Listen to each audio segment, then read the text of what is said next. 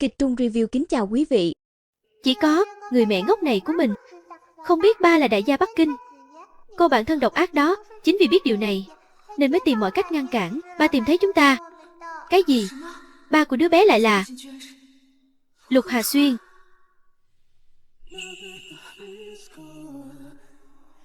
Một lần ngoài ý muốn, tôi và một người đàn ông lạ mặt đã xảy ra quan hệ.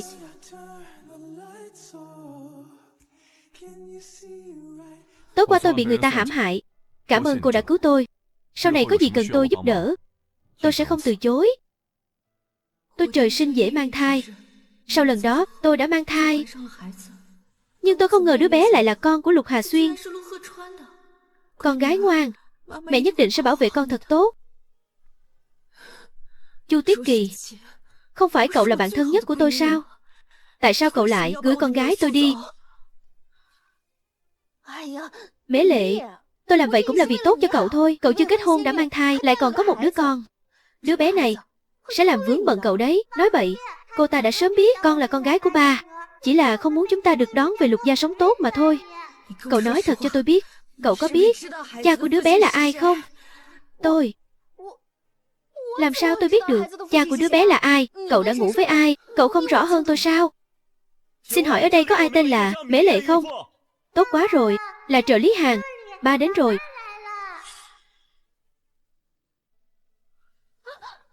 Mễ Lệ, xin lỗi nhé. Chuyện vừa rồi là lỗi của tôi. Nếu cậu không muốn bỏ đứa bé, hãy tìm một thành phố nhỏ sống cùng con. Sống ẩn danh thế này tốt rồi. Mẹ ngốc, đừng nghe lời. Nếu ba không tìm thấy chúng ta sẽ khổ nhiều năm đấy. Xin hỏi ở đây có một thai phụ tên là Mễ Lệ không? Ra ngoài. Xin hỏi ở đây có một thai phụ tên là Mễ Lệ không? Xin lỗi, ở đây chúng tôi không có sản phụ nào tên Mễ Lệ. Cô chắc chứ? Chúng tôi đã tìm tất cả các bệnh viện khắp kinh thành rồi. Chắc chắn là ở đây. Người đâu? Cô ấy nói không có bà bầu tên Mễ Lệ. Không thể nào. Chúng tôi đã kiểm tra tất cả các bệnh viện ở kinh thành. Mễ Lệ nhất định phải ở bệnh viện này. Không có là không có. Các anh có phải là tìm nhầm chỗ rồi không? Đây là bệnh viện tư nhân của chúng tôi. Có chuyện gì thì tìm viện trưởng chúng tôi nói đi. Không được. Bà bầu bên trong vừa mới sinh xong, không thể để bị gió lùa. Huống chi là một người đàn ông lạ như anh. Mấy người có chút đạo đức nào không vậy? Mấy người chắc chắn là ở bệnh viện này sao? Tiêu rồi. Ba bị đuổi đi rồi. Đợi đến khi ba quay lại, mẹ ngốc của tôi và tôi lại không biết sẽ phải lưu lạc đến đâu. Ở một thành phố nhỏ chịu khổ. Tôi là Mễ Lệ, tôi ở đây. Tôi là Mễ Lệ, tôi ở đây. Mở cửa ngay đi. Nếu không đừng trách chúng tôi không khách sáo.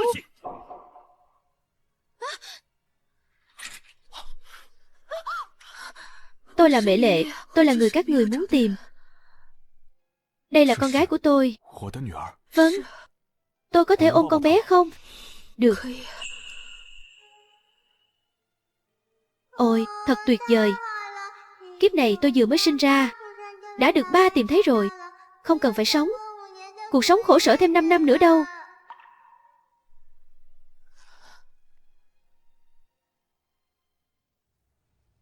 Lục Hà Xuyên này hành động nhanh thật đấy. Nhanh như vậy đã chuyển cô sang phòng bệnh VIP đơn rồi. Mễ Lệ, cậu sẽ không vì chút ân huệ nhỏ này mà bị lay động đấy chứ. Cậu có ý gì? Con gái cậu đâu? Anh ấy đang giúp trông nom. Mễ Lệ, sao cậu có thể để Lục Hà Xuyên mang đứa bé đi sao? Không lẽ cậu muốn Lục Hà Xuyên nhận lại đứa bé sao? Ý cậu là gì? Đó là con gái cậu, mang nặng đẻ đau 10 tháng mà sinh ra. Sao cậu có thể để Lục Hà Xuyên mang đi chứ? Hơn nữa, bây giờ những người phụ nữ giàu có đều sinh con một mình. Đứa bé là của riêng cậu. Không tốt sao? Mẹ ngốc, đừng tin lời cô ta. Kiếp trước chính là bị cô ta xúi giục, ly gián, khiến mẹ từ chối. Tất cả sự giúp đỡ của ba, chúng ta đã phải chịu bao nhiêu khổ cực.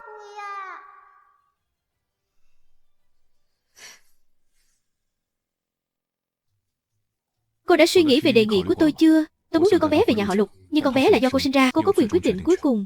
Tôi sẽ không ép buộc cô. Đừng nghe lời đề nghị của anh ta. Nhà họ Lục là gia tộc trăm năm. Nếu cậu đồng ý đến nhà họ Lục, cậu sẽ trở thành công cụ sinh con của họ. Đến lúc đó anh ta vắt kiệt giá trị của cậu, đá cậu ra khỏi nhà. Người mẹ khờ này lại nghe lời cô bạn thân độc ác này, từ chối tấm séc 50 triệu mà ba tôi đưa, rồi một mình khổ sở nuôi tôi khôn lớn. Ăn không đủ no, mặc không đủ ấm. Cô bạn thân này thì hay rồi, nhìn tôi và mẹ tôi nghèo khổ, cô ta cũng không nói giúp đỡ, rồi phủi mông bỏ đi.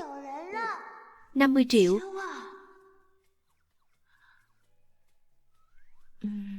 Lục tổng, tôi có thể nghe điều kiện của anh không? Đây là 50 triệu, là tiền bồi thường tổn thất danh dự và trợ cấp sinh con cho cô. Còn về đứa bé, cô càng không cần lo lắng. Nhà họ Lục sẽ cho nó những điều tốt nhất về nền tảng và tài nguyên. Gia đình tôi chỉ là nông dân, chân lấm tay bùn, ăn mặc đều là tiền mồ hôi nước mắt. Chắc phải làm việc từ thời người Nguyên Mưu mới kiếm được nhiều tiền như vậy. Mễ Lệ, cậu là người chứ không phải đồ vật. Tại sao lại để anh ta dùng séc để mua cậu chứ? Cậu có biết tại sao lúc đó tôi lại ngăn Lục Hà Xuyên, không cho anh ta tìm thấy hai mẹ con cô không? Tôi chỉ không muốn thấy cậu và con bé bị đem ra làm công cụ trao đổi. Anh ta đơn giản là đang sỉ nhục hai người. Cứ tưởng mẹ ngốc này sẽ có tiến bộ gì chứ. Chắc vẫn như kiếp trước thôi. Chờ chút, sắp ném tờ séc vào mặt ba rồi. Cảm ơn Lục tổng, tôi xin nhận. Bé ngoan, mặc dù không biết kiếp trước đầu óc tôi có bị uống nước không, bỏ qua 50 triệu, cứ thích chịu khổ. Nhưng kiếp này tôi đã tỉnh táo rồi, mẹ sẽ đưa con đi ăn những món ngon nhất, để con trở thành công chúa hạnh phúc nhất.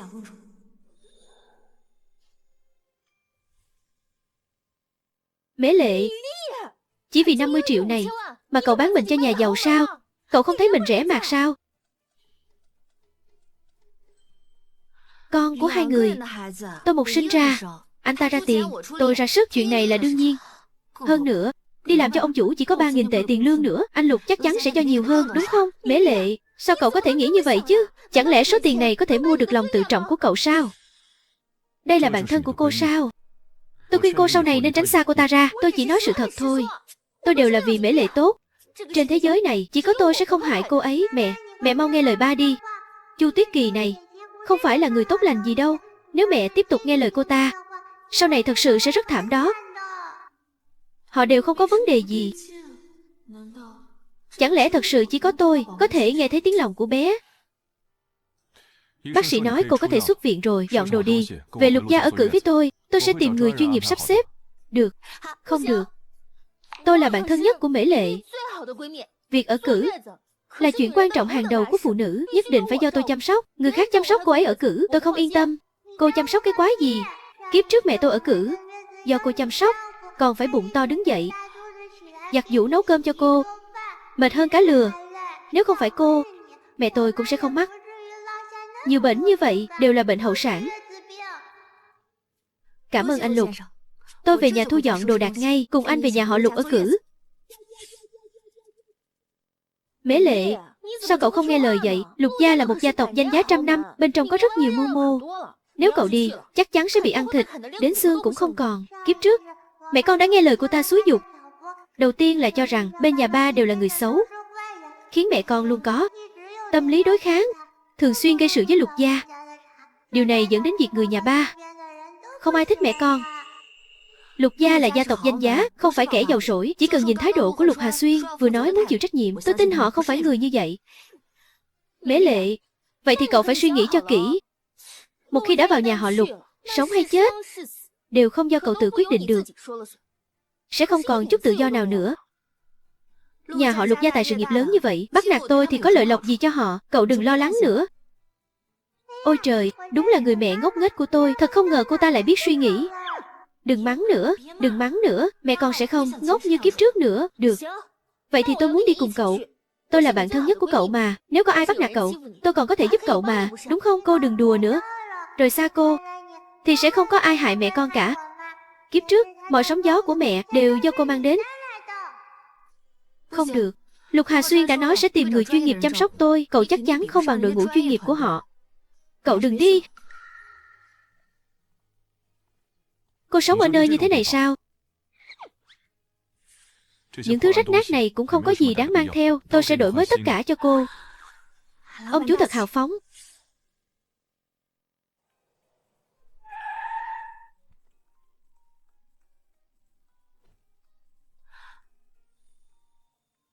Đây là nhà của anh sao? Sau này cũng là nhà của em và con. Cái này còn lớn hơn trường học của tôi nữa. Sống ở đây, có cần lái xe không?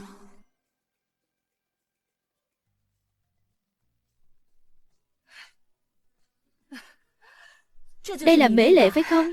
Mau vào đi, đứng mãi thế này mệt lắm. Mẹ đừng làm cô ấy sợ. Chào bác gái, cháu là Mễ Lệ, là bà nội. Bà nội, cháu nhớ bà quá. Kiếp trước, từ khi sinh ra tôi đã sống với mẹ, sống một cuộc sống nghèo khó. Nhưng bà nội luôn muốn lén lút giúp đỡ tôi. Nhưng mẹ tôi lại cho rằng đó là ý đồ xấu. Đuổi đi chứ. Bác gái, sau này còn phải làm phiền bác nhiều. Cháu nói vậy là khách sáo rồi. Nhà họ Lục chúng ta con cháu ít ỏi. Năm đó, bác cũng phải rất khó khăn mới có được Hà Xuyên. Nếu không phải cháu xuất hiện, bác không biết trước khi chết có còn được ôm cháu không nữa. Mẹ mình thay đổi rồi. Trước đây mẹ không phải ghét nhất bà nội. Nói bà ấy là mẹ chồng ác sao? Con ngoan, nghe con nói vậy. Bác nguyện dâng cả trái tim cho con. Bác đều cam tâm. Đây là cháu nội ngoan của bà. Ôi trời, cháu thật sự rất xinh đẹp. Mẹ, cô ấy vừa mới hết cử. Đứa bé cũng mệt rồi, để họ đi nghỉ ngơi thật tốt đi. Được. Để mẹ dẫn con đi xem phòng của con trước. Nếu không ưng ý, chúng ta sẽ trang trí lại. Không được nữa thì đập bỏ phòng của Hà Xuyên đi. Quy hoạch lại. Đi.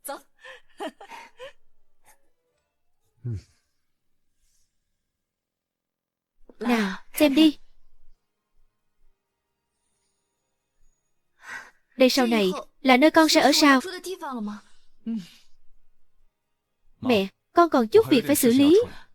Mẹ trông cô ấy giúp con nhé. Đi đi.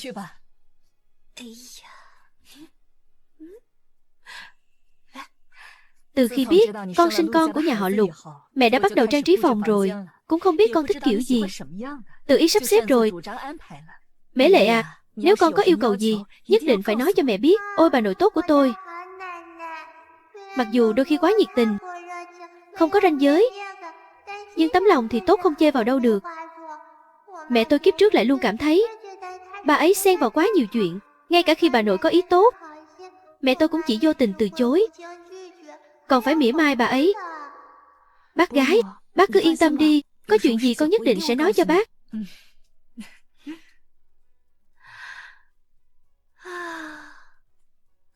Cái này quá là giàu có đi. Bây giờ mẹ biết kiếp trước mẹ đã từ chối những thứ tốt đẹp gì rồi chứ. Mẹ ơi, kiếp này con không muốn nghèo khó, bị người khác ức hiếp nữa. Con yêu, con yên tâm. Kiếp này mẹ nhất định sẽ tỉnh táo hơn, để con có cuộc sống tốt đẹp.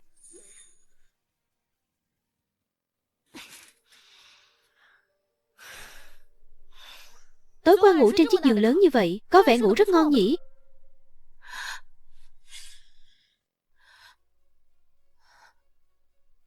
Sao cậu lại ở đây? Mễ Lệ, tôi nói cho cậu biết, cậu đã bị tiền bạc che mắt rồi. Họ căn bản không phải thật lòng muốn tốt cho cậu. Họ chỉ muốn biến cậu thành một con chim hoàng yến nhốt trong lồng vàng. Cậu vẫn chưa trả lời tôi. Sao cậu lại ở đây? Mễ Lệ, mẹ biết con có một người bạn thân thiết đặc biệt. Nghĩ rằng con ở cử chắc chắn sẽ buồn chán nên đã gọi cô ấy đến. Con vui không? Đương nhiên, con đương nhiên vui rồi. Cảm ơn mẹ. Con vui là được rồi. À đúng rồi, tối qua mẹ quên nói với con, đây là chiếc vòng ngọc bích, gia truyền của nhà họ Lục. Chất lượng và màu sắc đều rất tốt. Bây giờ ta đưa nó cho con, sau này con có thể truyền lại cho cháu ngoan của ta. Mễ Lệ, tất cả đều là giả dối. Bà lão này trọng nam khinh nữ lắm. Bà ta căn bản không thích con gái của cậu. Hơn nữa, con gái của cậu còn là con ngoài giá thú. Nếu cậu tin lời bà ta, cậu sẽ hối hận cả đời. Lại nói những lời hù dọa rồi. Kiếp trước mẹ con vì chuyện này mà hiểu lầm bà nội trọng nam khinh nữ, làm ầm ĩ một trận, khiến bà nội suýt nữa đổ bệnh. Thực ra bà nội và mọi người đặc biệt thích con gái. Kiếp trước còn nhiều lần muốn con về thừa kế gia sản, đều bị Chu Tuyết Kỳ bóp méo thành họ muốn hại con. Mẹ con thà để tôi ăn rau dại, cũng không chịu để con về nhà họ Lục. Bà ấy cố ý tìm cậu đến đây để ở cử cùng tôi. Sao cậu có thể có ác ý suy đoán người khác chứ? Mễ Lệ, tôi mới là người trên thế giới này sẽ không bao giờ hại cậu. Cậu có phải bị hormone thai kỳ làm cho mụ mị đầu óc rồi không? Cậu đúng là một kẻ si tình. Đeo vòng tay vào thử xem nào. Mễ Lệ, nghe tôi này, cho nhà họ Lục một bài học đi. Cậu xem, cái vòng tay này đều là đồ cũ. Nếu thật lòng thì phải tặng cậu cái mới. Sao cậu lại phải đeo vòng tay cũ của người khác? Nghe tôi này, Mễ Lệ, đập nát nó đi. Hỏng rồi, không lẽ lại giống kiếp trước? Mẹ mình tức giận, đập nát chiếc vòng tay gia truyền của bà nội. Đúng lúc ba mình đến. Nhìn thấy cảnh này, từ đó về sau, cả nhà họ Lục đều không thích mẹ. Chẳng lẽ lại đi vào vết xe đổ của kiếp trước sao? Cứ như vậy, giật lấy rồi đập nát. Trước mặt con trai cô ấy, tấm lòng của cô ấy bị chà đạp dưới chân.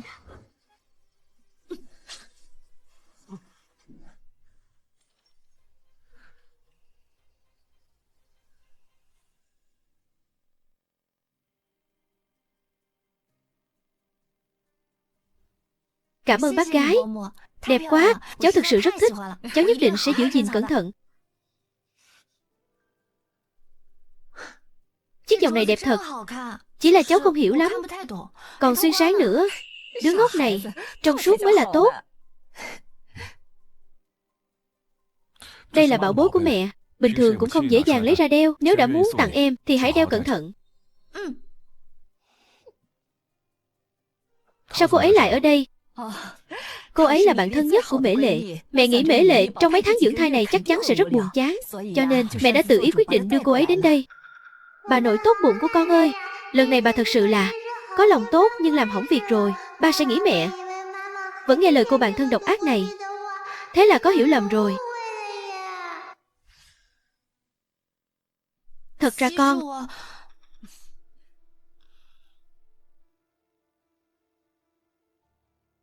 thôi bỏ đi, dì có lòng tốt, không tiện nói ra trước mặt mọi người. Hay là tìm cơ hội khác giải thích lại với Lục Hà Xuyên vậy. Hà Xuyên, bác gái, cháu có phải là đã làm phiền hai người rồi? Tiêu rồi, Bạch Nguyệt Quang mạnh nhất lịch sử đã xuất hiện.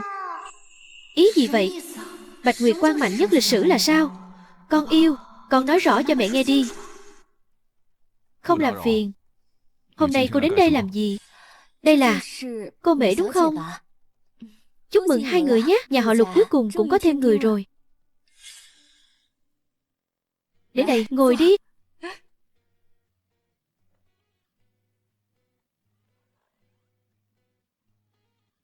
Tĩnh An à, con vất vả rồi, còn đến thăm, người đến là được rồi. Còn mang nhiều đồ như vậy làm gì? Gì, lễ nhiều không trách được mà. Còn mong cô Mễ đừng chê nhé. Đều là tấm lòng, sẽ không chê đâu. Hai người định khi nào tổ chức hôn lễ? Tạm thời không tổ chức. Xin lỗi, tôi có nói sai gì không? Tôi hình như đã biết Bạch Nguyệt Quang mà Bảo nói là gì rồi. Mễ Lệ ấy à? Cô ấy vừa mới sinh con, chưa hết cử đâu. Những chuyện vặt vãnh này đợi cô ấy hồi phục sức khỏe rồi nói. Tôi và Mễ Lệ chỉ là ngoài ý muốn có con. Chúng tôi sẽ cùng nhau nuôi dạy đứa bé. Tôi và cô ấy không có tình cảm gì cả. Mễ Lệ, cậu thấy rồi chứ? Lục Hà Xuyên đang vội vàng phủi sạch quan hệ với cậu đó. Ba ơi, ba cứ làm quá lên đi. Rõ ràng không phải ý đó, nhưng lại luôn vì không biết nói chuyện mà chọc mẹ giận. Kiếp trước nếu ba ngọt ngào hơn một chút, giữa ba và mẹ cũng sẽ không có nhiều hiểu lầm như vậy. Đúng vậy, đứa bé chỉ là một sự cố. Chúng tôi phải chịu trách nhiệm với đứa bé, nhưng chúng tôi không chịu trách nhiệm cho nhau. Cô đúng là phóng khoáng. Chẳng lẽ tôi nói sai sao? Không sai. Ôi ba ơi, bây giờ ba mới biết, nói những lời quá thẳng thắn cũng không hay đâu. Kiếp trước ba căn bản không hiểu mẹ, nghe những lời này đau lòng đến mức nào. Bây giờ ba cũng nếm trải cái cảm giác này rồi chứ. Cô Mễ đúng là giống như trong tưởng tượng, thẳng thắn, phóng khoáng, dịu dàng và thông minh. Mẹ ngốc của tôi Vẫn chưa biết, Diệp Tĩnh An này đã điều tra rõ ràng tất cả 18 đời tổ tiên của mẹ. Người ta biết địch biết ta, trăm trận trăm thắng. Bà ấy thật sự nghĩ rằng người khác đang khen bà ấy. Trời ơi, tôi vừa rồi thật sự nghĩ rằng cô ấy đang khen tôi. Xin lỗi cô Diệp, hôm nay là chúng ta lần đầu gặp mặt. Trông cô thật lịch thiệp và phong thái. Nhưng mà cô có vẻ rất hiểu tôi. Chẳng lẽ trước đó đã điều tra tôi rồi chứ? Tôi đùa thôi, đừng để bụng nhé. Tất nhiên là tôi không để bụng rồi. Cô Mễ đúng là một người hài hước.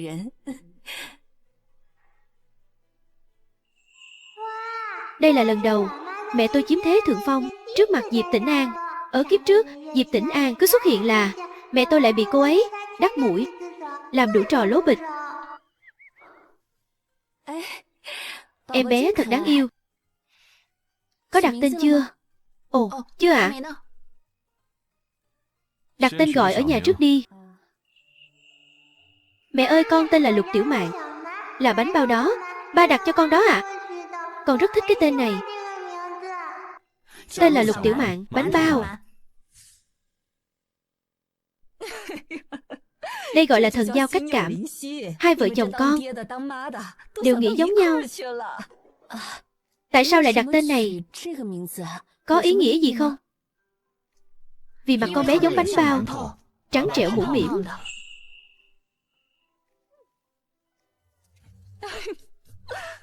Ôi Hà Xuyên à, mẹ và ba con là vợ chồng già bao nhiêu năm mà còn không ăn ý như hai vợ chồng con. Đây chính là duyên phận trời ban.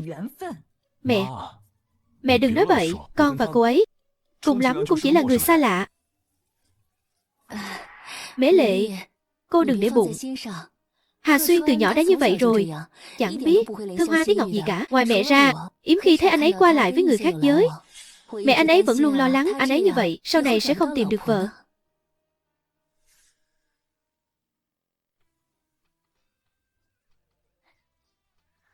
Mễ Lệ, thế mà cậu cũng nhịn được. Nhìn cái bộ dạng không thèm để ý ai của họ kìa. Trông cậu cứ như là kẻ phá hoại tình cảm của họ. Tên hề nhảy nhót. Vừa nãy Diệp Tĩnh An nói vậy. Chẳng lẽ cô ấy và Lục Hà Xuyên thật sự là trai chưa vợ, gái chưa chồng, mà lại không cẩn thận bị tôi chen chân vào rồi sao? Mẹ chắc chắn lại phải hiểu lầm ba rồi.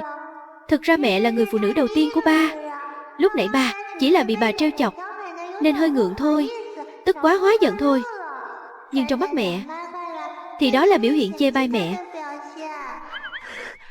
Còn Hà Xuyên thì sao? Anh ấy là người ngoài lạnh trong nóng. Tuy bề ngoài nhìn không biết thương hoa tiếc ngọc, nhưng thực ra anh ấy rất dịu dàng.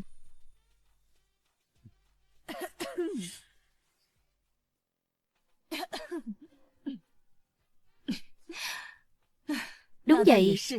Nếu Hà Xuyên đối xử với con giống như những người phụ nữ khác thì sẽ không có tiểu manh của chúng ta, đúng không? Đúng vậy, mẹ kiếp trước quá tự ti và nhạy cảm, luôn bị người khác dễ dàng ly gián. Mẹ là mẹ ruột của con, là người phụ nữ duy nhất mà ba tiếp xúc thân mật, đương nhiên là đặc biệt rồi.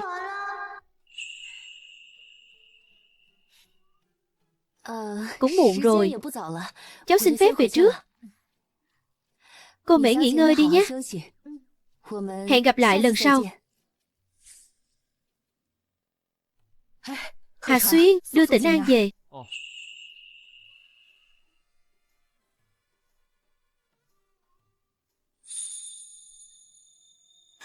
Thấy chưa? Phu nhân Lục bảo Lục Hà Xuyên đưa Diệp Tĩnh An về. Điều đó cho thấy bà ấy vẫn rất coi trọng Diệp Tĩnh An. Tôi đã hỏi bạn bè một chút.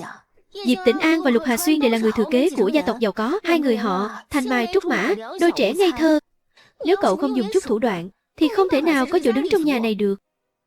Tôi không nghĩ đến việc có chỗ đứng trong nhà này. Tôi chỉ muốn ở cữ thật tốt. Mễ Lệ, ở cữ là lúc người phụ nữ yếu đuối nhất, dễ bị người khác bắt nạt nhất. Cậu yên tâm, có tôi là bạn thân ở đây, tôi nhất định sẽ bảo vệ cậu. Thôi được rồi, tôi mệt rồi, cậu về trước đi. Tôi ở Lục gia rất tốt. Không được. Tôi không phải đã nói rồi sao? Tôi muốn ở Lục gia với cậu để tránh có người hại cậu. Lục gia căn bản không hề coi trọng cậu. Cậu xem Diệp Tĩnh An này mang đến toàn là những thứ gì rất keo kiệt. Dù sao thì Diệp Tĩnh An cũng là đại tiểu thư nhà họ Diệp, thứ cô ấy tặng chắc cũng không tệ lắm đâu. Mễ Lệ, đó là vì cậu chưa từng trải sự đời. Cậu không biết, những tiểu thư nhà giàu này khinh người lắm. Cô ta biết, cậu chỉ là người mang thai hộ, nên sẽ không cho cậu thứ gì tốt đẹp đâu. Thôi nào, cô Mễ, từ hôm nay, tôi sẽ phụ trách toàn bộ bữa ăn cử của cô. Cô muốn ăn gì, hoặc kiêng gì, cứ nói thẳng với tôi. Còn tìm cả quản gia ở cử nữa. Đúng là ra vẻ. Cậu vừa nói gì, tôi không nghe rõ. Quản gia, mang tất cả những thứ tốt nhất của nhà họ Lục ra đây. Vây cá mập gì đó, bào ngư, tổ yến, đem hết lên đây. Đúng rồi, tôi còn muốn một con gà ta nuôi ở nông thôn, thuần chủng nhất. Tóm lại, cái gì bổ thì cứ lấy. Được à? Được à? Cơ thể yếu không nên bồi bổ. Người bình thường ăn những thứ này hàng ngày cũng sẽ sinh bệnh, huống chi là phụ nữ mang thai. Xem ra mẹ lại như kiếp trước, cả ngày ăn cá thịt, ăn uống vô độ. Chỉ trong vài tháng béo như heo. Khoan đã, đừng nghe lời cô ấy. Cứ theo kinh nghiệm của anh, giúp tôi phối hợp món mặn món chay dinh dưỡng cân bằng là được. Vâng, cô Mễ, tôi sẽ phối hợp cho cô đầu bếp chuyên nghiệp nhất. Cố gắng chỉ thông qua ăn uống để vóc dáng của cô trở lại như trước khi sinh. Anh vất vả rồi. Mễ Lệ, cậu đang tiết kiệm tiền cho nhà họ Lục sao? Chưa gả vào đã hiền thục như vậy, sau này cô sẽ chịu thiệt thòi lớn. Vừa rồi quản gia cũng nói rồi mà, cơ thể yếu không nên bồi bổ quá mức, ăn uống quá độ, ngược lại sẽ làm tổn hại đến cơ thể của tôi. Tôi cũng là vì bản thân mình. Tôi biết rồi, cậu làm vậy là để tiết kiệm tiền cho nhà họ Lục, để người khác cảm thấy cậu là một người phụ nữ hiền thục và tiết kiệm. Mễ Lệ, cậu làm vậy thật là hèn hạ. Tôi nhớ trước đây, cậu có một người chị họ, khi mang thai, không kiểm soát cân nặng, ăn uống vô độ, lẫn đến gây ra nhiều biến chứng. Cuối cùng khi sinh nở, suýt chết. Chẳng phải cậu đã có một ví dụ sống động rồi sao? Chẳng lẽ còn muốn tôi trải qua một lần nữa?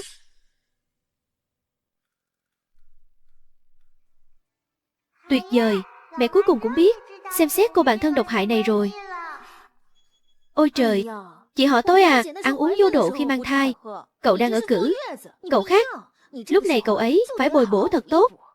Tôi và Chu Tuyết Kỳ là bạn bè bao nhiêu năm rồi, quen nhau từ nhỏ. Tôi cứ nghĩ cô ấy chỉ là người thẳng tính, không có ác ý. Không ngờ cô ấy lại từ tận đáy lòng không muốn tôi tốt đẹp. Mễ Lệ, tôi làm vậy là vì tốt cho cậu. Cậu nghĩ tôi sẽ hại cậu sao? Thôi được rồi, tôi mệt rồi, muốn nghỉ ngơi. Cậu về trước đi.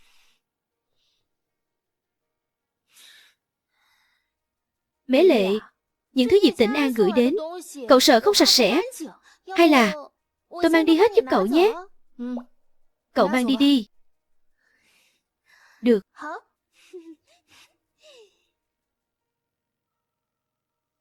Lần này Chu Tuyết Kỳ nói không sai. Diệp Tĩnh An đó, đúng là đã bỏ thứ không sạch sẽ vào thuốc bổ. Có nên nói với cô ấy không nhỉ? Thôi bỏ đi. Tiểu Manh, cô ấy thực sự nói như vậy sao? Tiểu thư Mễ tuy gia cảnh bình thường, nhưng được giáo dục rất tốt, không phải loại người tham lam vô độ. Chỉ là cô bạn thân của cô ấy luôn thì thầm vào tai. Tiểu thư Mễ e rằng phẩm hạnh không tốt. Anh xuống trước đi. Chuyện này đừng nói ra ngoài. Dù sao thì Chu Tuyết Kỳ là bạn thân nhất của Mễ Lệ, chúng ta không tiện can thiệp quá nhiều. Vâng. Hà Xuyên, con lại đây. Mẹ, có chuyện gì vậy à? Vừa rồi con đưa Tĩnh An ra ngoài, cô ấy không nói gì sao? Không ạ. Nhà họ Lục chúng ta con cháu đã ít rồi. Đàn ông nhà họ Lục toàn là những tên đàn ông băng giá không biết phong tình này. Nếu không phải có Mễ Lệ, mẹ thật sự nghi ngờ dù có chết 100 lần cũng không bế được cháu nội. Hà Xuyên, con nói thật với mẹ đi. Con và Mễ Lệ bây giờ đã có con rồi. Con có dự định gì với hai mẹ con họ không? Lục Tiểu Mạn là con gái của con, đương nhiên con sẽ chịu trách nhiệm với con bé. Con rõ ràng biết người mẹ đang nói là Mễ Lệ. Cô ấy là mẹ của con. Hai đứa bây giờ đều độc thân. Hay là Mẹ, bây giờ con không nghĩ đến những chuyện này. Con chỉ muốn nuôi Lục Tiểu Mạn khôn lớn thật tốt.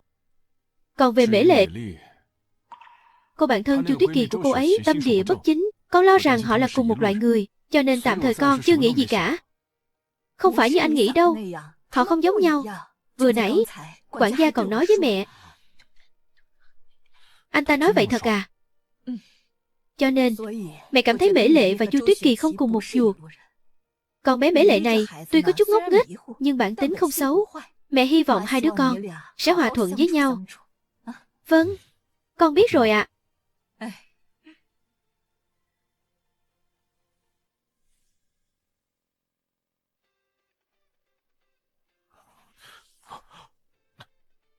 Mặc quần áo vào đi.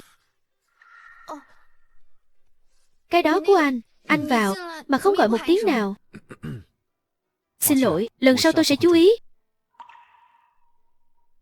Cô đang làm gì vậy? Tập yoga đó. Từ khi sinh em bé, tôi tăng cân thấy rõ luôn rồi đấy. Với lại tôi đã 1 năm không tập thể dục rồi, thư giãn gân cốt thôi. Yoga lúc nào cũng tập được. Bây giờ điều quan trọng nhất là sức khỏe của cô hồi phục, chứ không phải là theo đuổi cái gọi là vóc dáng. Anh chỉ nói hay thôi. Nếu tôi thật sự trở thành một bà béo, anh chắc chắn là người đầu tiên chê tôi. Mẹ ơi, mẹ lại hiểu lầm ba rồi. Bà thật sự lo lắng cho sức khỏe của mẹ. Hơn nữa, trước đây, lúc mẹ béo nhất, ba cũng chưa từng chê mẹ. Còn nói mẹ sờ thích tay nữa, là do chính mẹ tự ti về bản thân. Xin lỗi nha. Lẽ ra tôi không nên vơ đũa cả nắm mà đánh giá anh, cũng không nên tùy tiện gán cho anh cái mác. Không sao đâu. Em bị ảnh hưởng bởi hormone, tâm trạng không ổn. Với tư cách là cha của đứa bé, tôi có trách nhiệm điều chỉnh tâm trạng cho em. Con yêu. Ngoan nào. Em vất vả rồi. Hơi vất vả một chút. Nhưng mỗi khi nhìn Tiểu Mạn cười lên, thì tôi lại thấy tất cả đều đáng giá. Hai người họ lần đầu tiên nói chuyện bình tĩnh như vậy. Kiếp trước không phải là cãi nhau, thì cũng là hiểu lầm nhau. Ba mẹ ơi, kiếp này sao vậy? Hai người đột nhiên đều trở nên rất biết điều. Tôi đi thay đồ trước đã.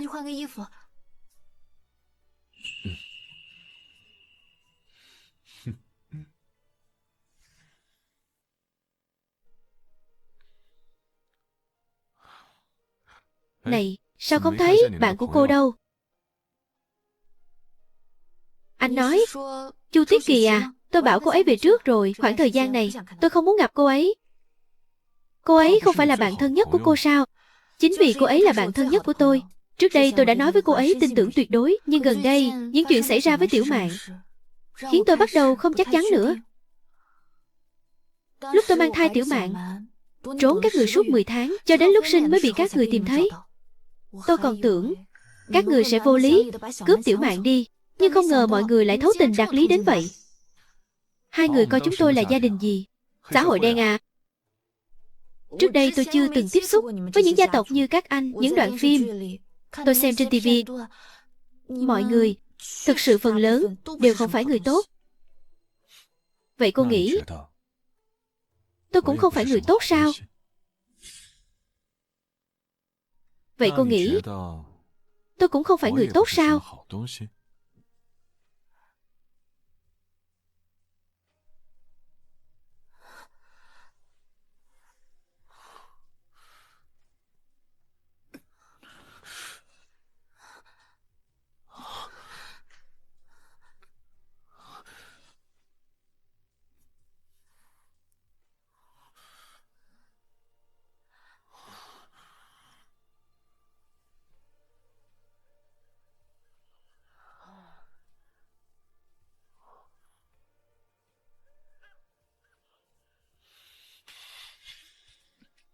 Đừng lại gần tôi như vậy.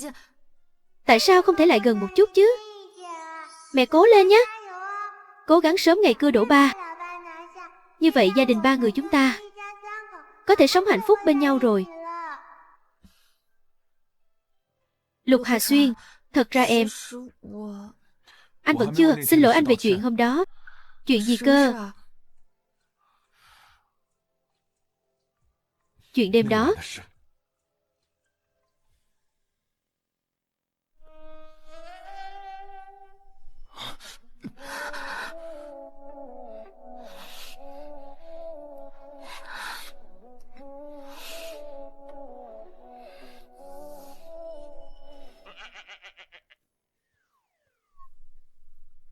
Được rồi, em chấp nhận lời xin lỗi của anh. Nhưng đêm đó anh thật sự rất hung dữ. Em còn tưởng lần đầu của mình sẽ rất lãng mạn và dịu dàng, nhưng không ngờ toàn là đau khổ và hỗn loạn. Sao anh lại nhớ? Không được nói nữa. Em chấp nhận lời xin lỗi của anh chỉ cần nhớ điều này. Em hình như đã hiểu lầm mục đích xin lỗi của anh.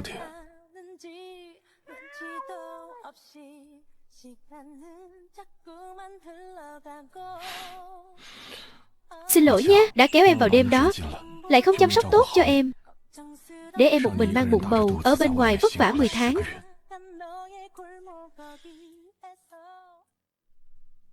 Lục Hà Xuyên, anh không giống như những gì em tưởng tượng. Em tưởng tượng gì thế?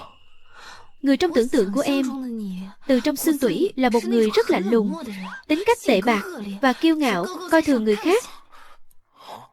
Mẹ ơi, mẹ đã hiểu lầm ba, quá sâu rồi. Tính cách của ba đúng là tệ thật, nhưng bản tính của ba rất tốt. Kiếp trước, ba đã đối xử với hai mẹ con mình phải chịu trách nhiệm đến cùng đó. Chỉ là mẹ cứ nhất quyết tin lời của cô bạn thân độc ác đó, khiến con còn nhỏ tuổi đã phải trốn chui trốn lủi, sống trong cảnh bấp bênh. Đương nhiên rồi, đó cũng chỉ là anh trong tưởng tượng của em thôi.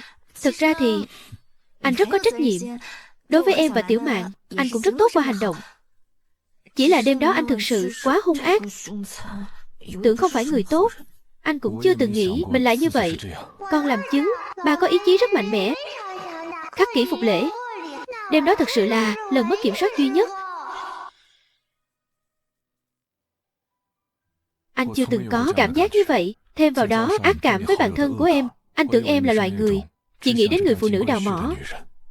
Anh đang nói Chu Tiết Kỳ à? Hôm đó ở quán bar, anh đi ngang qua chỗ của hai người. Anh đã nghe thấy cô ấy nói gì với em. Ở đây ồn ào quá, tôi đi đây. Này, đây không phải là quán bar bình thường đâu. Ở đây chỉ mở cửa cho những người có quyền lực, những người dân thường như chúng ta phải bốc thăm mua vé đó. Tôi đã rất khó khăn mới có được vé đấy. Cậu đừng có nhát gan chứ. Tôi nói cho cậu biết, ở đây toàn là đàn ông chất lượng cao thôi. Chúng ta chỉ cần câu được một người là phát tài rồi. Bây giờ cái loại mèo chó nào cũng có thể vào đây được sao? Xin lỗi, chúng tôi sẽ sửa đổi ngay. Người vừa rồi đúng là cực phẩm.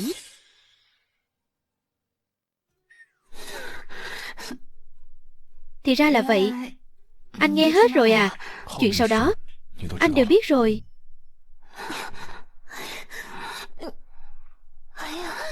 Tửu lượng của cậu kém thật đấy. Uống có 2 ly đã say rồi. Kế hoạch tối nay của tôi đều bị cậu phá hỏng hết.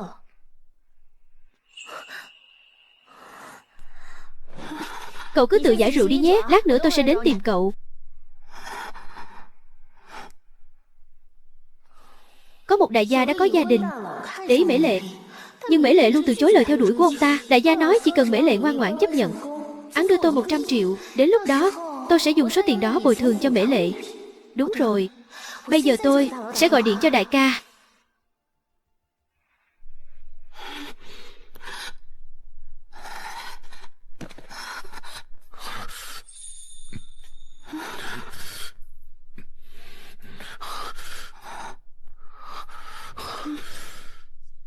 Là cô làm đúng không? Tôi không cố ý. Thật sự không phải tôi. Anh đừng đánh tôi được không? Làm sai chuyện thì đáng bị đánh. Anh vu khống tôi. Cứu tôi.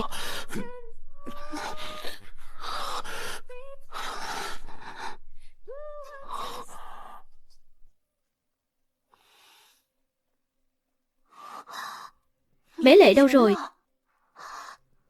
Không lẽ đã bị đại ca nào đó mang đi rồi sao? Đêm đó, em thật sự không ngờ lại gặp anh. Hơn nữa, em thật sự đã sai rồi. Không phải em muốn làm gì anh đâu. Bây giờ anh biết rồi. Nếu thật sự là em cố ý làm vậy, em sẽ không mang cốt nhục của anh trốn tránh lâu như vậy. Chỉ cần anh không hiểu lầm em là được. Tuyệt vời. Hai người nhanh vậy đã hóa giải hiểu lầm rồi. Ba không nghĩ rằng mẹ là người phụ nữ xấu, ham hư vinh. Mẹ cũng không nghĩ rằng ba là một người lạnh lùng ích kỷ, nhà tư bản. Xem ra tôi sẽ không phải trải qua những bi kịch của kiếp trước nữa rồi. Hôn đi, hôn đi.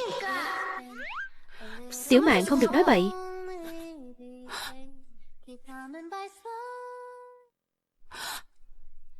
Em, vừa nãy em đang nói chuyện với Tiểu Mạn à?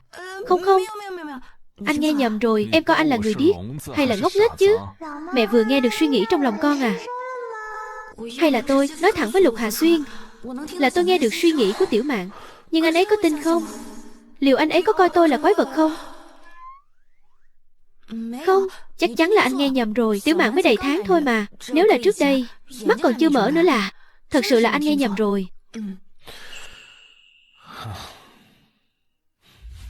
Em nghỉ ngơi cho tốt đi. Đợi em hết cử, chúng ta cùng tổ chức tiệc đầy tháng cho Tiểu Mạn. Em sẽ nghỉ ngơi thật tốt. Em nhất định sẽ ở trạng thái tốt nhất tham gia nghi lễ đầu tiên của con bé.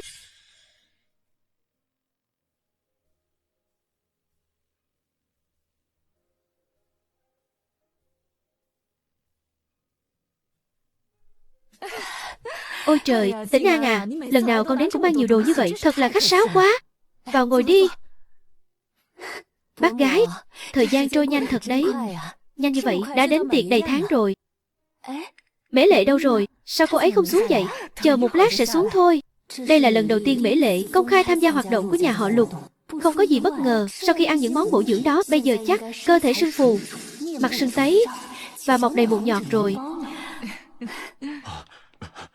Phu nhân, có chuyện lớn rồi. Tiểu thư Mễ Lệ bên đó xảy ra chuyện rồi. Xảy ra chuyện gì? Mặt toàn là mụn đỏ lớn, đều sưng lên hết, trông rất đáng sợ.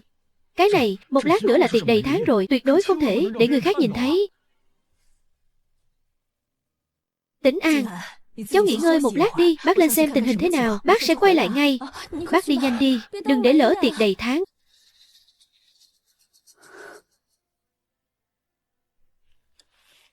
Mễ Lệ, hôm nay nếu không, cô không xuất hiện, từ nay về sau, cô sẽ trở thành trò cười trong giới.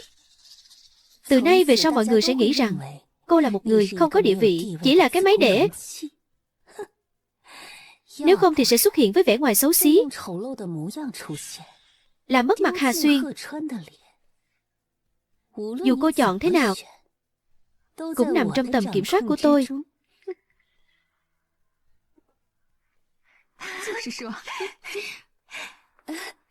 Các vị đến rồi. Hôm nay chiếc vòng cổ này đẹp thật đấy. Tĩnh An, hôm nay là tiệc đầy tháng của nhà họ Lục. Sao không thấy tiểu công chúa nhà họ Lục đâu? Đúng vậy, nhà họ Lục ít con cháu. Nghe nói họ rất thích cô con gái đó.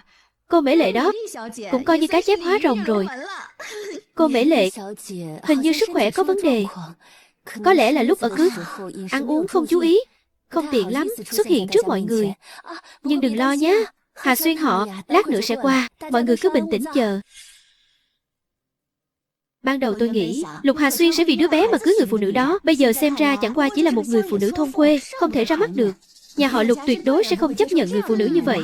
Chỉ có Tĩnh An như vậy, được giáo dục tốt, tiểu thư danh giá, mới xứng đáng với gia thế nhà họ Lục. Tôi nghĩ nhà họ Lục cũng có ý đó. Nếu không, sao lại để Tĩnh An ra tiếp khách chứ? Xem ra Tĩnh An rất nhanh sẽ trở thành nữ chủ nhân của Lục gia.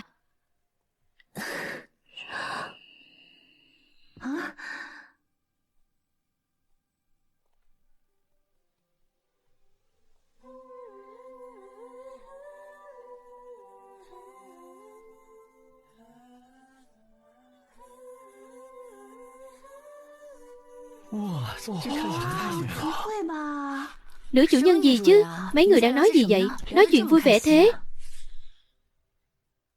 Nữ chủ nhân gì chứ? Đang nói gì vậy? Vui vẻ thế. Họ nói linh tinh đó. Trong cái giới này có chuyện gì mà họ chả thích đồn thổi. Xin cô, Mễ Lệ, đừng giận.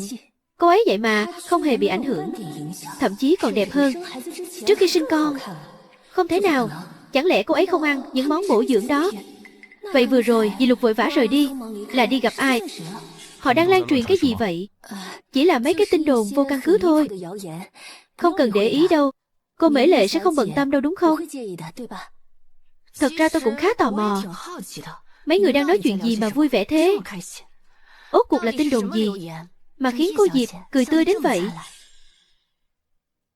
Tôi chưa bao giờ bận tâm đến những lời đồn đại trong giới này, cũng thấy không cần thiết. Nếu ai làm tổn thương gia đình tôi tuyệt đối sẽ không dung thứ. Xin lỗi, cô Mễ Lệ. Tuy nói là tôi không thể quản được miệng lưỡi người khác, nhưng khi họ xúc phạm cô, lẽ ra tôi nên ngăn cản. Đây chính là sức mạnh của Bạch Nguyệt Quang. Có thể mềm mỏng, có thể cứng rắn. Nếu không kiếp trước mẹ tôi cũng sẽ không thua liên tiếp. Cái đó thì không cần. Chỉ cần cô Diệp đừng hùa theo những lời đàm tiếu của họ là được. Tôi thì không sao. Nhưng nếu chuyện này truyền ra ngoài e rằng sẽ gây ảnh hưởng xấu đến nhà họ Lục và Tiểu Mạn. Không phải chỉ là lời nói trà xanh thôi sao? Ai mà chẳng biết nói. Tiểu Mạn, mẹ của con đã tiến hóa rồi.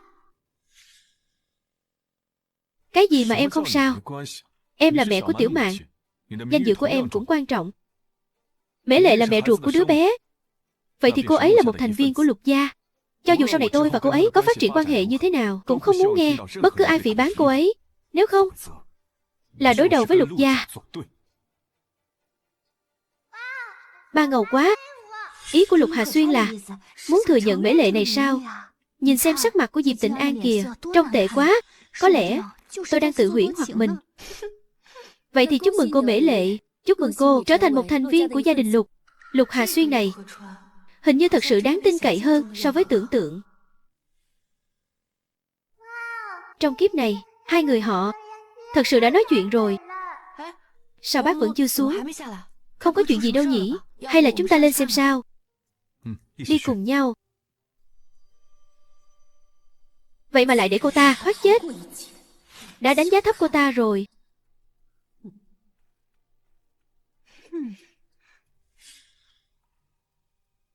Trời ơi, chuyện này thật là quá xấu hổ. Tôi thật sự không còn mặt mũi nào nữa. Chắc chắn là có người muốn hại tôi. Chắc là bị dị ứng thôi. Lát nữa để bác sĩ khám xem sao. Sao có thể chứ? Có người hại con rồi. Mặt con thế này, sao có thể chỉ là dị ứng chứ?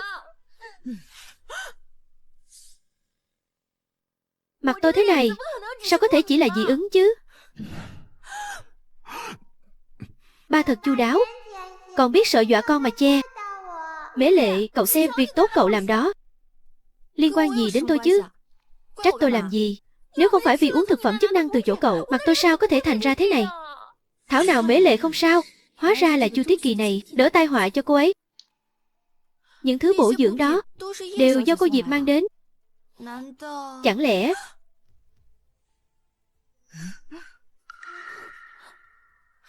cô Diệp, tôi với cô không thù không oán, tại sao cô lại đối xử với tôi như vậy? Cô Diệp, tôi với cô không thù không oán, sao cô có thể đối xử với tôi như vậy? Không phải tôi, sao tôi có thể làm chuyện như vậy được? Hà Xuyên, chúng ta lớn lên cùng nhau. Anh là người hiểu rõ tính cách của em nhất. Sao em có thể làm hại người khác được chứ? Đồ vật là do cô mang đến. Tôi chỉ tin vào bằng chứng. Tôi biết, bây giờ tôi nói gì cũng vô ích, nhưng tôi không hổ thẹn với lương tâm. Những thứ tôi tặng cô Mễ đều là những vật phẩm quý hiếm, khó mà mua được. Tôi không biết Chu Tiết Kỳ tại sao lại thành ra thế này.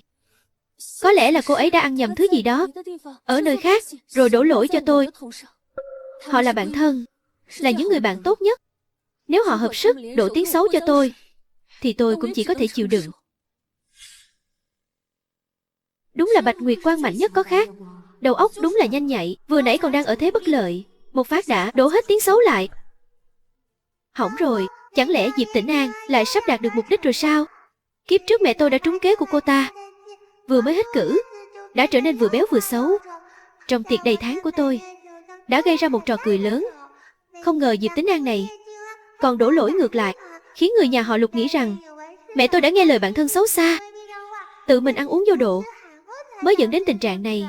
Mẹ ơi, mẹ phải cố gắng lên nhé. Tôi biết rồi, là cậu cố ý hại mình ra nông nỗi này, rồi đổ tội cho cô ấy. Nếu đã như vậy, Tôi phải tìm cách để mình thoát khỏi chuyện này. Chỉ có thể để hai người họ tự đấu đá nhau thôi. Tiện nhân, cô nghĩ tôi tự làm mình ra nông nỗi này chỉ để hãm hại cô sao? Sao cô có thể dùng lời thô tục như vậy mà cô lại dùng để mắng tôi à? Được thôi, tôi nói cho cô biết, nếu không phải vì cô mà mặt tôi trở nên thế này, tôi không chỉ mắng cô mà còn đánh cô nữa. Thôi được rồi, cô đúng là một người đàn bà chanh chua vô lý. Cô... Con bé cười kìa. Mẹ cũng nghe thấy, làm gì có đứa trẻ đầy tháng biết cười chứ. Điều này cho thấy tiểu mạng của chúng ta thực sự rất đặc biệt. Sau này nhất định sẽ là một thiên tài. Tôi đang cười hai người phụ nữ xấu xa này lại đánh nhau rồi. Một người là mụ phù thủy độc ác. Quả nhiên vẫn là mụ phù thủy, có thể trị được trà xanh. Chu Tiết Kỳ cũng không phải là hoàn toàn vô dụng. Điều tra rõ chưa? Điều tra rõ rồi, không phải là do mấy thứ bổ sung đó có vấn đề. Mấy thứ bổ sung đó vừa mới được gửi đi kiểm tra rồi. Ăn riêng lẻ thì không sao, nhưng ăn chung với nhau, dược tính sẽ xung khắc, sẽ tạo ra trong cơ thể phản ứng hóa học, gây mất cân bằng hormone. Đừng lo, chỉ cần cơ thể đào thải hết những độc tố đó ra ngoài là được. Ra là vậy. Trước giờ tôi không biết những điều này. Thôi được rồi, cậu đi đi. Đúng vậy, người bình thường ai mà nghĩ đến chuyện này chứ. Tôi cũng chỉ là có lòng tốt nhưng lại làm hỏng chuyện, còn bị nghi ngờ. Hà Xuyên, bây giờ tôi có thể chứng minh sự trong sạch của mình chưa?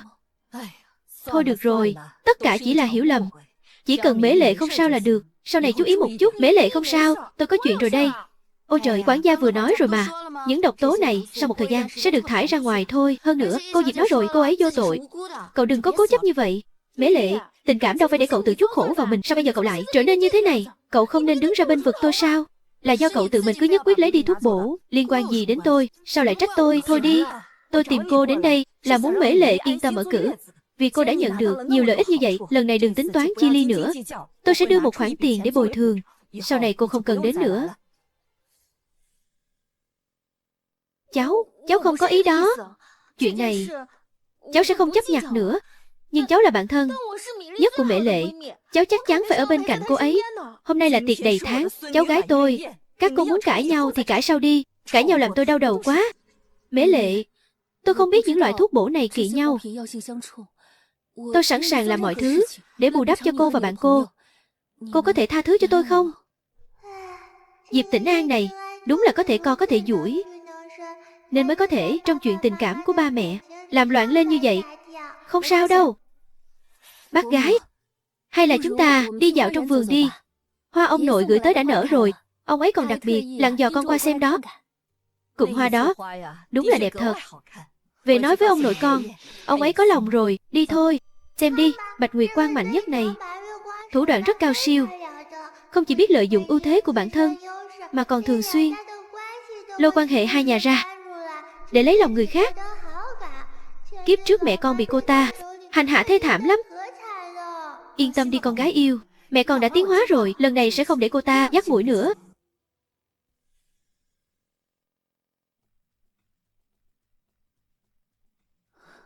Bông hoa này đẹp thật. Mễ Lệ, trước đây tôi đã nói với cậu thế nào, bảo cậu đừng đến nhà họ Lục. Cậu xem cậu bây giờ giống như một kẻ thứ ba vậy. Sao lại nói như vậy? Sao tôi lại thành kẻ thứ ba được? Cậu xem nhà họ Lục đối xử với Diệp Tĩnh An thế nào. Cô ta hết lần này đến lần khác khiêu khích cậu. Nhà họ Lục vẫn đối xử tốt với cô ta như vậy. Hai nhà là bạn bè lâu năm, vì nể mặt ông nội nên chắc chắn sẽ không trở mặt đâu. Mễ Lệ, tôi thấy cậu bây giờ thật là hèn nhát. Cô ta đối với bạn thân của cậu lại vu khống như vậy. Kết quả, nhà họ Lục chỉ vài lời đã che đậy chuyện này rồi. Hoàn toàn không hề coi cậu ra gì. Tôi thấy là không hề coi cậu ra gì thì đúng hơn.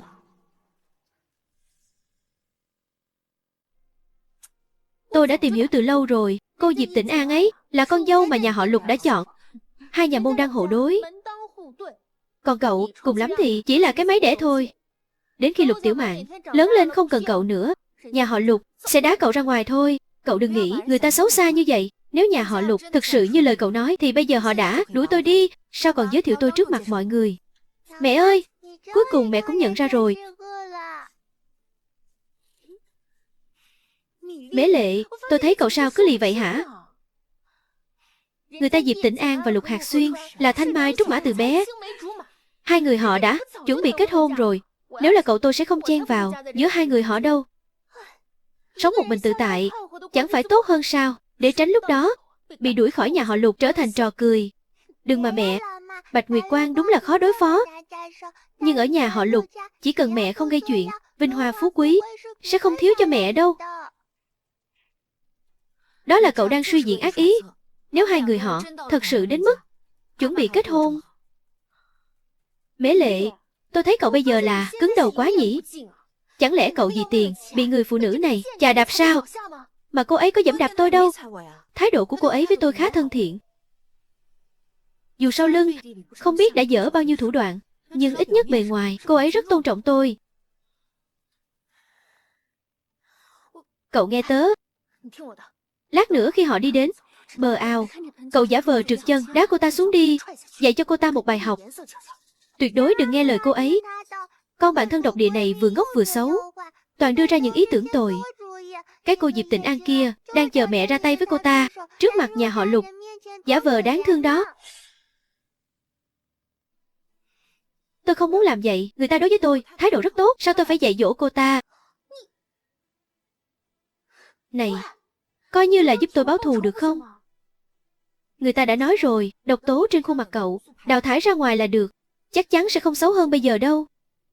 Mễ Lệ, tôi là vì ai mà thành ra thế này? Nếu không phải là tôi thay cậu đỡ tai ương thì tôi thành ra thế này sao?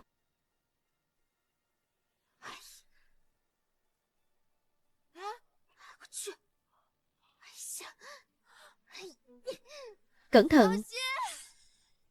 Cẩn thận.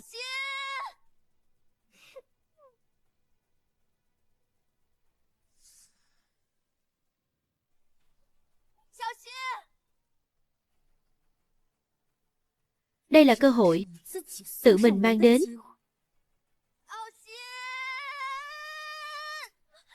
Cô Mễ, sao cô lại đâm tôi?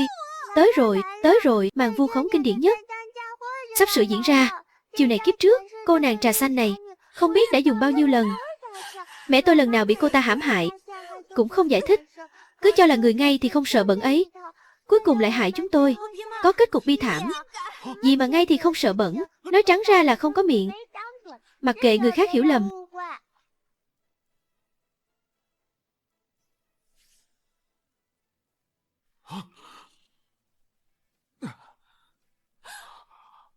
Em không cố ý. Xin lỗi, là em bất cẩn. Anh không sao. Cô có sao không? Cô dậy được không? Tôi không sao. Chỉ là chân hình như bị trật.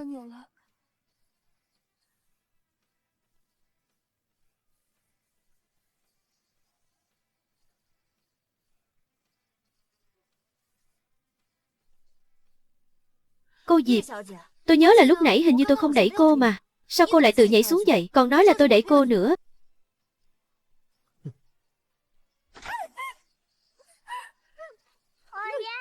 Trà xanh cuối cùng cũng lộ diện rồi. Mẹ tớ sao tự nhiên tăng IQ thế? Chẳng lẽ là gen thông minh của tớ ảnh hưởng đến bà ấy?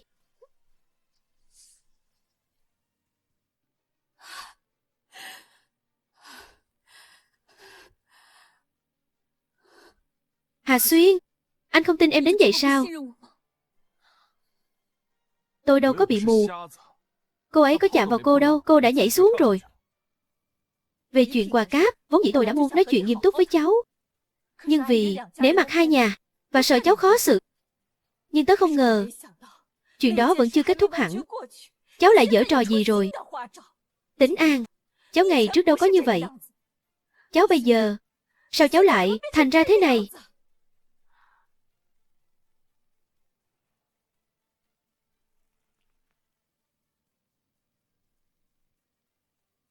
Mễ Lệ, tôi sẽ không tha cho cô đâu.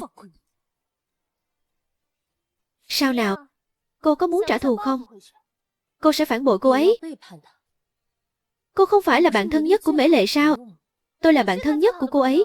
Vì vậy tôi sẽ đuổi cô ấy ra khỏi nhà họ Lục. Cô ấy hoàn toàn không phù hợp với nhà họ Lục, với môi trường đấu đá, lừa lọc. Tôi làm vậy là vì tốt cho cô ấy. Thật là giả tạo. Giả tạo còn hơn cả tôi. Nhưng tôi quả thực cần người giúp đỡ.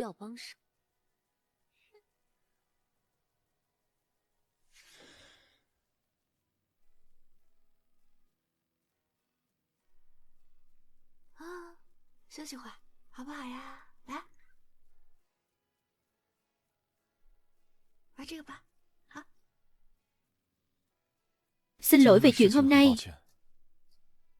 Xin lỗi gì chứ? Anh không ngờ Diệp Tĩnh An lại có địch ý với em. Việc tin đồn hôm nay, anh đã điều tra rõ rồi. Chắc chắn có liên quan đến cô ấy. Liên quan gì đến anh? Đâu phải anh xúi cô ấy nhắm vào em. Cô ấy vừa mới tỏ tình với anh. Anh không biết cô ấy có ý đó. Rõ ràng vậy mà. Anh không nhìn ra sao? Cô ấy chưa bao giờ thể hiện. Trước đây cũng từng ghép đôi anh với người khác. Chỉ là anh không để tâm, nên cũng không nghĩ theo hướng đó.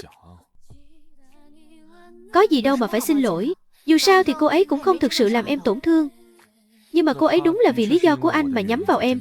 Vậy nên anh vẫn phải nói lời xin lỗi với em. Mẹ ngốc của tôi, cứ chấp nhận lời xin lỗi của ba đi. Một người đàn ông cứng nhắc như tảng băng mà có thể nghe được lời xin lỗi từ miệng ông ấy khó thế nào.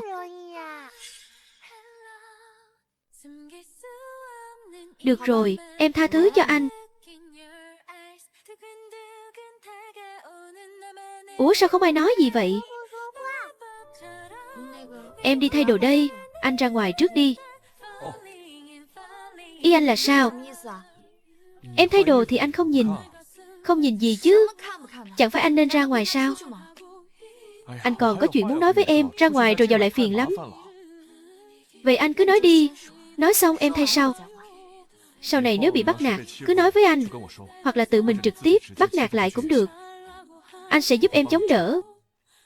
Nhà họ Lục sẽ chống lưng cho em. Khi nào anh đổi tên thành nhà họ Lục rồi?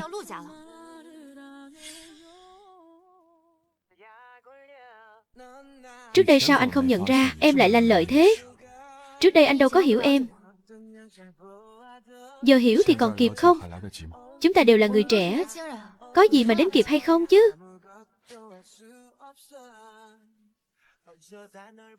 À đúng rồi, tranh thủ lúc rảnh chúng ta đi làm xét nghiệm ADN với Tiểu Mạn đi. Anh chưa bao giờ nghi ngờ cô bé có phải là con ruột của anh hay không. Cũng chưa từng nghi ngờ anh.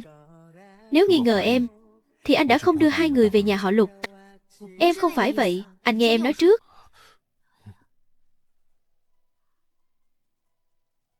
Anh nghe em.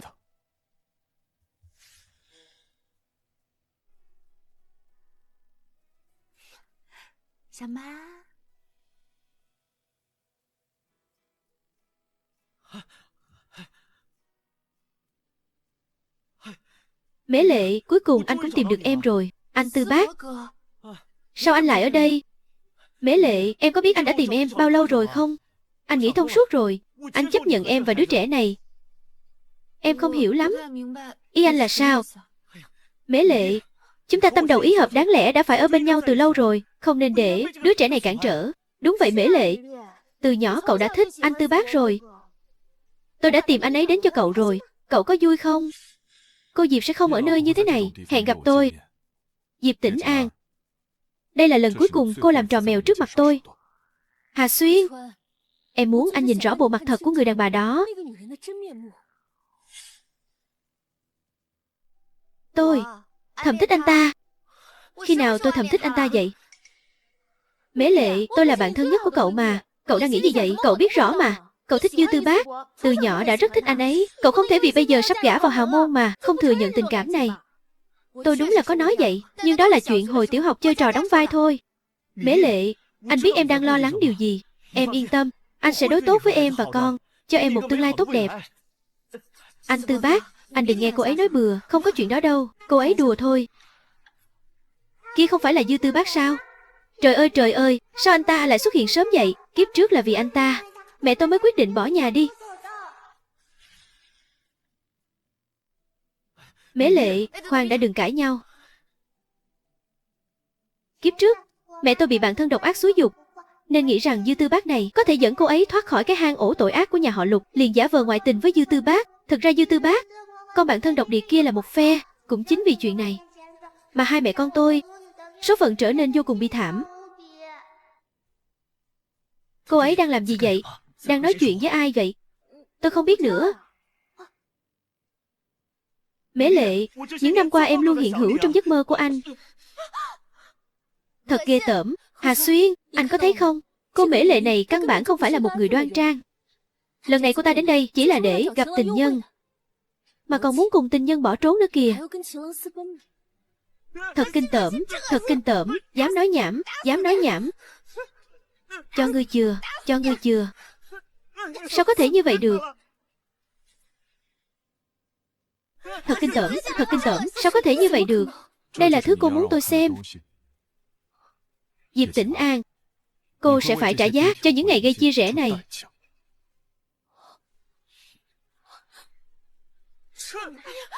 Mễ Lệ, tôi là bạn tốt của cậu. Anh ấy là anh trai hàng xóm mà cậu thích nhất. Đừng đánh nữa, Mễ Lệ, đừng đánh nữa. Chu Tiết Kỳ, tôi đã nói với cậu từ lâu rồi, cậu không còn là bạn tốt nhất của tôi rồi. Cậu... Mễ Lệ, cô không biết điều. Muốn ăn đòn à? Vì cô ta không chịu đi, vậy thì chúng ta cứ kéo cô ta đi. Đến lúc đó nói với nhà họ Cố là cô ta theo cậu bỏ trốn. Con cũng là của anh. Buông tôi ra. Buông ra. Anh, sao anh lại đến đây? Tránh xa họ ra.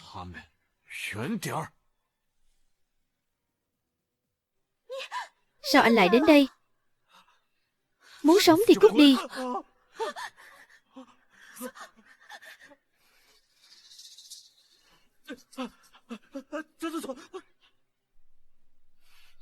Tiểu Mạn có sao không?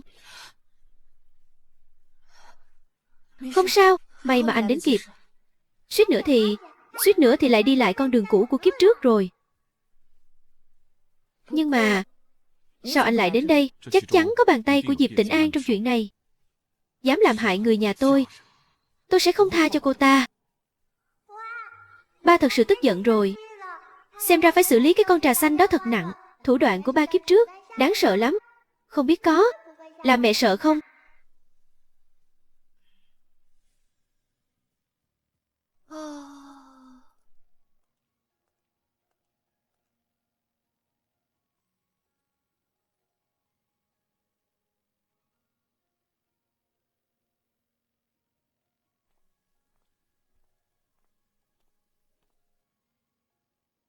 Sau này đừng có một mình đi ra ngoài. Mang theo cái gì và vệ sĩ nữa. Có hơi quá không vậy? An toàn của hai mẹ con là quan trọng nhất. Trước khi loại bỏ những yếu tố không chắc chắn này, không thể xem thường. Vậy anh định xử lý họ thế nào? Em định xin xỏ cho họ sao? Mẹ tuyệt đối đừng xin xỏ mà. Kiếp trước gì? Mẹ cứ mềm lòng. Vì tình bạn nhiều năm của hai người, chú Tiết Kỳ đã nhiều lần làm tổn thương mẹ, làm tổn thương Tiểu Mạn của tôi. Thật không thể chịu nổi. Không, em định nhờ anh dạy cho họ một bài học. Anh nhớ Chu Tiết Kỳ là bạn rất thân của em. Trước khi sinh Tiểu Mạn, em chưa từng nghĩ cô ấy sẽ hại em. Chúng em lớn lên cùng nhau từ nhỏ, là bạn thân nhất.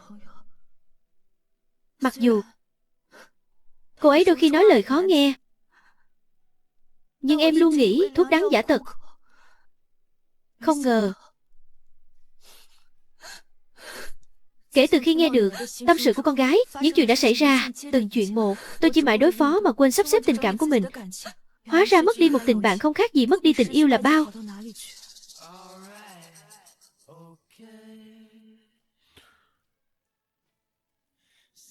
Không sao đâu. Em còn có anh mà. Không sao đâu.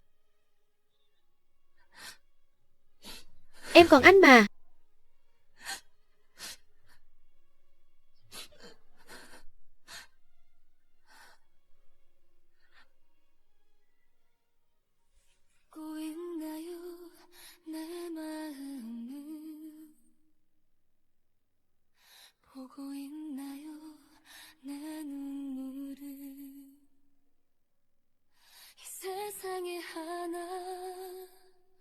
오로지 단 하나 난 너여야만 하는데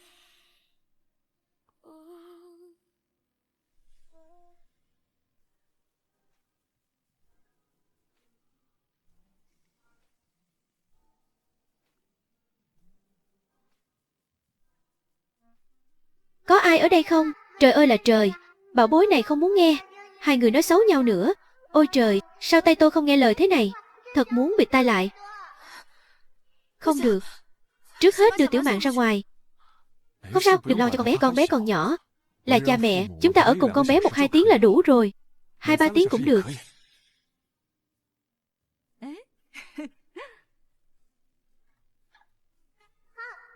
Xem ra các người còn có giới hạn. Biết đặt tôi ở chỗ bà nội. Em vừa rồi có nghe thấy âm thanh gì không? Không. Anh nghe nhầm rồi à? Tôi chắc chắn đã nghe tiếng lòng của con gái. Nhưng chỉ có mình tôi nghe thấy thôi. Có lẽ do quá mệt mỏi nên bị ù tai.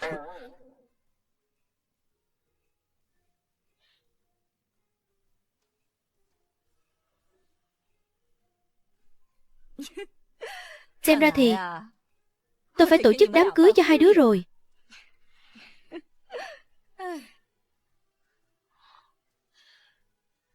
Mẹ, con không có ý kiến gì. Mẹ hỏi Mễ Lệ đi. Mẹ, con không có ý kiến gì. Mẹ hỏi Mễ Lệ đi. Con? Sao? Không muốn à? Không có. Em chỉ thấy hơi nhanh thôi.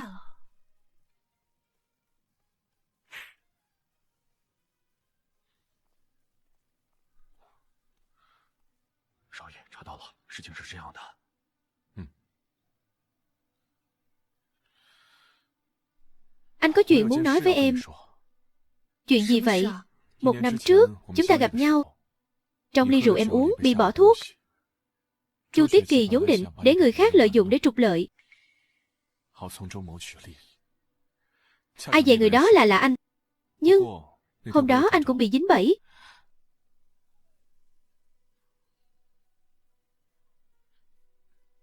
Không sao. Anh biết em rất buồn. Bên anh đã liên hệ luật sư để khởi kiện rồi. Ít nhất 20 năm tù. Rút đơn kiện hay tha thứ cho họ, tự em quyết định. Mẹ ngốc nghếch, lẽ nào nẹ lại mềm lòng rồi. Em đã quyết định rồi. Em sẽ không rút đơn kiện. Em muốn cô ta phải nhận sự trừng phạt. Em đã quyết định rồi. Em sẽ không rút đơn kiện. Em muốn cô ta phải bị trừng phạt thích đáng. May quá, mẹ đã không giống như kiếp trước mà làm bậy. Là ảo giác của tôi sao? Hay là thật sự là con bé đang nói? Mễ Lệ, tớ là bạn thân nhất của cậu mà, cậu không thể bỏ mặc tớ. Mễ Lệ, tớ biết tớ sai rồi, tớ sẽ không bao giờ làm vậy nữa. Hơn nữa, cậu cũng chẳng mất gì mà. Hay là, cậu tha lỗi cho tớ lần này đi. Bảo Lục Hà Xuyên rút đơn kiện đi. Chỉ là kiếp này, mẹ tôi thông minh hơn thôi. Kiếp trước không biết đã nếm trải bao nhiêu cay đắng. Ai cũng phải vì những gì mình đã làm mà trả giá.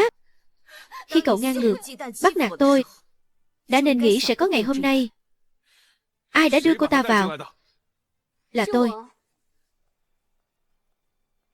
Là tôi.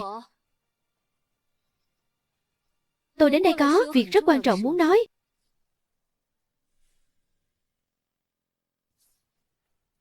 Lần này tôi đến có việc rất quan trọng muốn nói. Quản gia, đuổi cô ta ra ngoài. Từ nay cả hai bọn họ không được phép bước chân vào nhà họ Lục nửa bước. Hà Xuyên, tôi biết tôi đã làm sai rất nhiều chuyện. Nhưng tất cả đều là để cho anh thấy rõ bộ mặt thật của người phụ nữ này. Đứa con của cô ta hoàn toàn không phải của anh.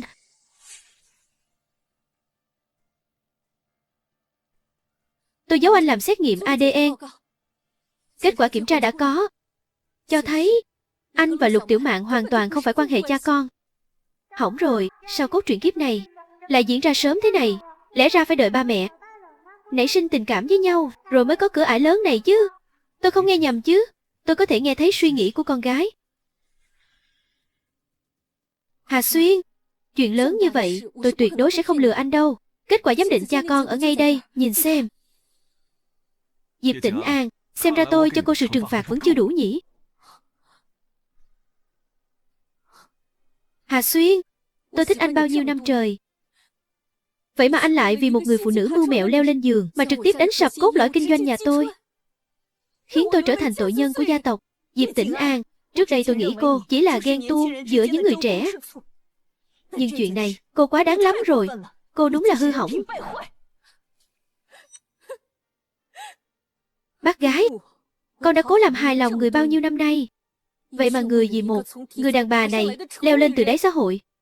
Chỉ vì cô ta xin cho anh ta một đứa con. Tiếc thật đấy. Cô ấy không phải là con cháu nhà họ Lục. Nếu không có đủ sự chắc chắn, tôi sẽ không đến tìm các người đâu. Đây là tôi nhờ một cơ quan chuyên môn làm ra báo cáo giám định. Nếu các người không tin, có thể đi kiểm tra lại.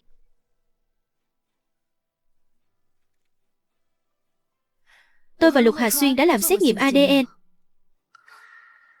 Cô nói gì cơ? Cô không biết sao? Nếu sinh ở bệnh viện, lúc sinh không được cấp giấy khai sinh. Nếu muốn làm hộ khẩu cho con, cần cả hai ba mẹ làm lại một lần giám định ADN để đảm bảo danh tính của bé, thuận tiện làm hộ khẩu. Tôi và Mễ Lệ đã từng làm giám định ADN và là trong quy trình pháp lý. Không còn nghi ngờ gì, Lục Tiểu Mạn chính là con gái tôi. Báo cáo của cô chỉ là giả thôi. Không, không thể nào.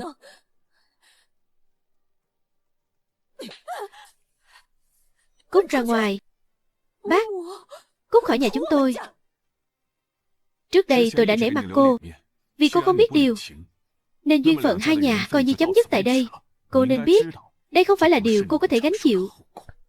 Không, tôi nhất thời bị quỷ ám.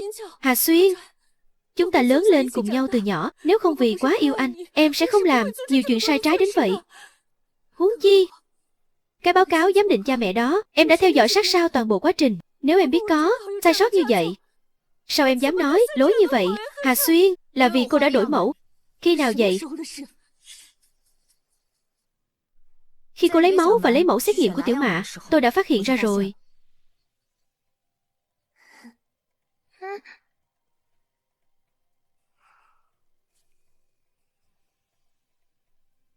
Đau quá.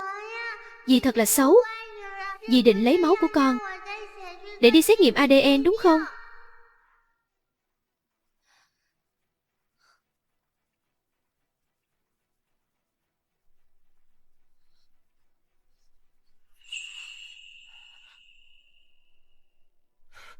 Không đau, không đau. Mẹ thổi cho con nhé.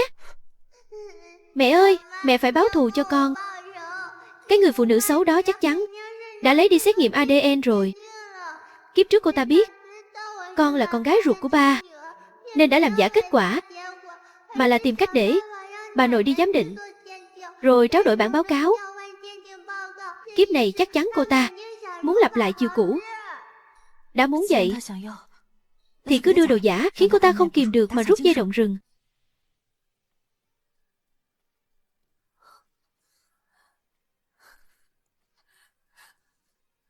Tôi thua rồi. Tuyệt quá. Mẹ cuối cùng cũng thắng rồi. Tiểu Mạn,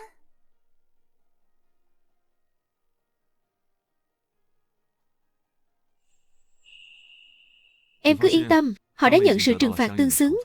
Từ giờ trở đi anh sẽ không để em phải chịu tổn thương nữa. Thật không ngờ, chúng ta cũng làm ba mẹ rồi. Đúng vậy, là một sự bất ngờ rất đẹp. Ôi, không khí đang tốt thế này. Hai người hôn nhau một cái đi.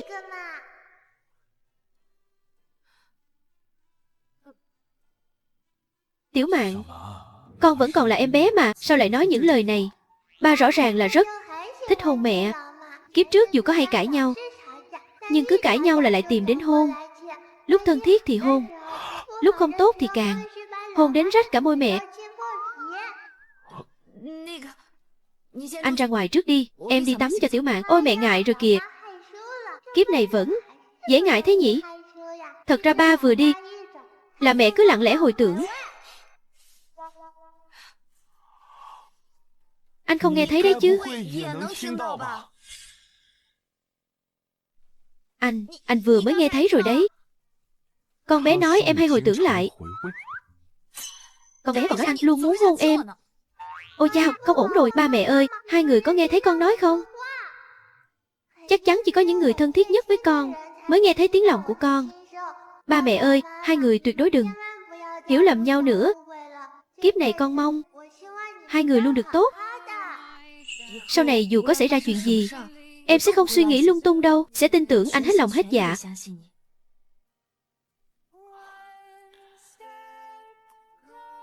Anh cũng vậy.